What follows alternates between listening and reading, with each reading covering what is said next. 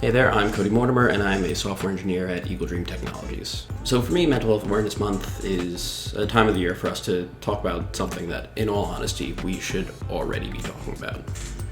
We've still got this stigma against mental health where, if you're struggling with issues, that means that you're broken or there's something wrong with you.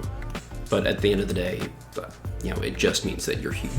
Something that I think is important to talk about is the idea that you should be able to take a day for yourself when you need it. So I've always been a big proponent of the idea of a mental health day.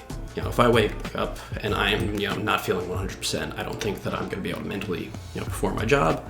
I take the day for myself because that's what I need. And I think that it's more important than ever now.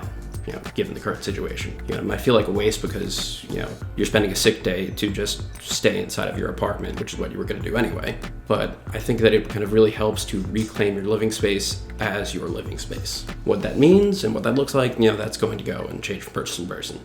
For some people, that might be going and just cleaning your apartment, making, it feel less like a pigsty. For others, you might just need to go and veg out on the couch and have no responsibilities whatsoever. At the end of the day, the important thing is do what works for you. So with all that being said, stay tuned for more words of wisdom from the EDT team and share your own tips using the hashtag Let's Talk About It. Stay safe, folks.